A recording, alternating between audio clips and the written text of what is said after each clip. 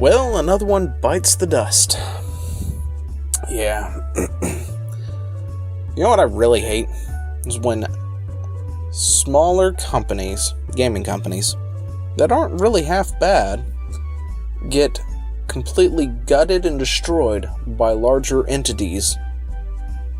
Especially when they're crappy entities, like Electronic Arts.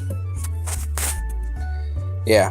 So, if you hadn't heard the news, Visceral Games has closed its doors. EA has decided to chop it off, completely throwing it to the wind, gutted it. Supposedly, from what has been said, the employees at least aren't being completely let go, they're being reassigned. But this just totally sucks. I really hate it when the things like this happen. It's like EA Maxis. You know, some of the games that I love to play have been utterly destroyed when EA comes in and touches it. And the same thing with Activision.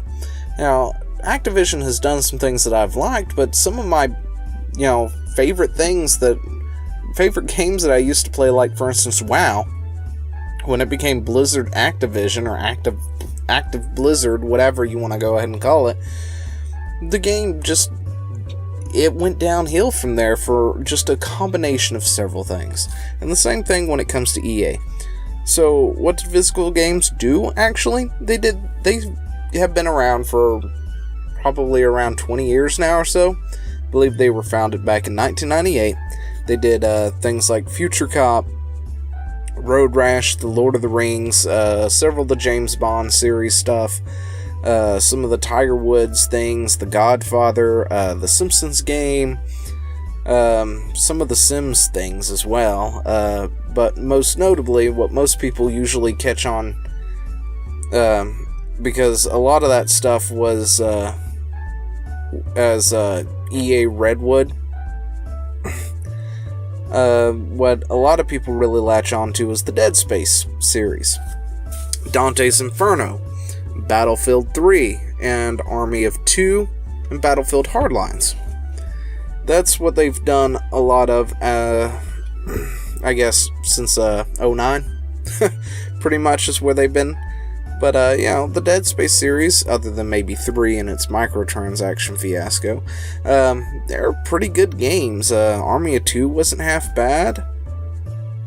And Dante's Inferno was pretty good too. I enjoyed that. I had fun with it. Even if people say it's God of War clone, be honest, I've played God of War, but I've never really played all the way through it, I've picked it up, put it down, picked it up, put it down, but Dante's Inferno was something I played all the way through, and I enjoyed it. But unfortunately, Electronic Arts has come in and trimmed the fat, I guess is how they're going to go about it, because I guess it wasn't producing what they wanted it to, or whatever, and let's cut it loose. But what really sucks about it, and what is definitely the talk of the town, is the Star Wars game they had in development. They had a Star Wars game with a linear progression, a linear story, something we hadn't seen in a long time, other than, I guess, Star Wars The Force Unleashed, but to be honest, I never got around to playing those games. I don't even know if they're even really that good. A lot of my memories when it comes to Star Wars games are older titles, and Star Wars, the MMO that I'm blanking on the name because I've been playing a lot of it lately, but the newer one, Knights of the Round, oh my gosh, anyway, we'll skip that. The Star Wars MMO that I've been playing a lot of, and is probably playing in the background as I talk right now, but, yeah, they had a Star Wars game that I was kind of excited about. I love the story of Star Wars, and anything that can expand on that was great. Unfortunately, I have a feeling that EA wants that. They want that piece. They want that part of that pie. And they've decided they're going to make it their own thing. And instead of the linear story that we would have gotten, maybe a well-crafted story with great talent behind it, mind you. Go look it up. Go look up who was behind it. I can't remember what her name was, but she was working on, I think, the Just Cause games, a couple of those. They were great. And then she didn't work on the last one, the fourth one, just cause. God dang it, I am drawing a blank on all this stuff now. I should have wrote it all down, but that's what happens when I work all the dang time and can only record when I get a break to record. I don't exactly have anything written down, but she was working on it, as well as another guy who's done a lot of good things. Great talent working on the Star Wars game, and I was looking forward to it. You know, it's definitely something probably a lot of people were looking forward to it. Now EA is gonna probably change that and somehow ram multiplayer in there. Multiplayer that nobody wants is gonna get rammed in there, of course. And microtransactions, loot boxes, and all that good old stuff that nobody's gonna want. Well, I mean, I'm sure there are people who like that stuff, but I generally hate all those microtransactions, especially when they drop you a crate or something, and they're like, oh, by the way, you've got to have a key to open these crates, and even though we gave you this crate for free for doing something, you've got to spend $2.99 if you want a key. Oh, that drives me nuts.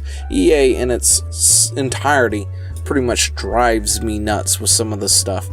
What they've done with a lot of the games that I used to play, the older games anyway, with their new variants. But seriously, EA, why? Why do you got to do this? You and Activision and whoever else do this all the damn time, where you just snatch up the smaller company, you milk it for all it's worth, you water it down, you gut it, and ultimately destroy it. But that's unfortunately the way it goes. That's about all I got to say on that. Until then, talk to y'all later. See ya. Hey, thanks for watching. Don't forget to leave a comment, smash that like button, and always subscribe for more. And of course, there are other videos floating around somewhere on the screen, so click one of those and see if you can find something that suits your fancy. Till then, I'll see you later. Bye.